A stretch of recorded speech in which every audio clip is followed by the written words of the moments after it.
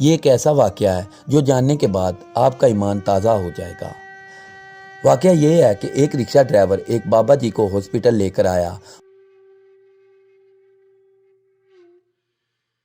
वो रिक्शे वाला उस बाबा जी को सहारा देते हुए हॉस्पिटल के अंदर ले गया।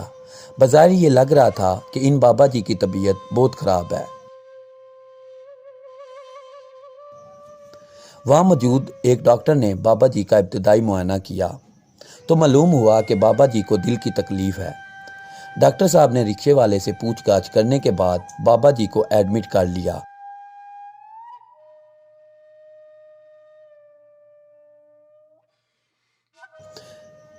और फिर दूसरे सीनियर डॉक्टर को कॉल करके बाबा जी की तमाम कंडीशन बताई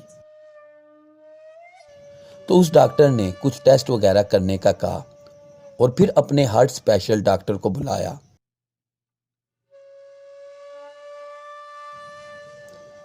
जिन्होंने फिर इन बाबा जी का चेकअप किया और बाबा जी के मजीद कुछ टेस्ट रिपोर्ट्स का मुआयना करते हुए उनका इलाज शुरू कर दिया।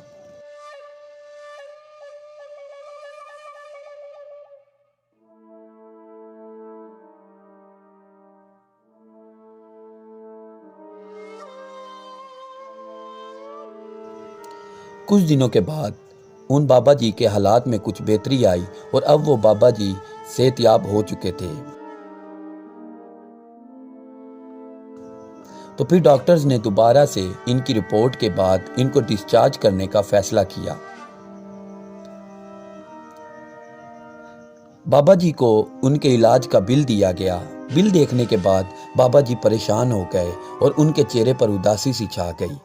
ये सब देखते हुए डॉक्टर ने सोचा कि शायद ये बिल देखकर परेशान हो गए हैं, हो सकता है बाबा जी ये बिल नहीं पे कर सकते।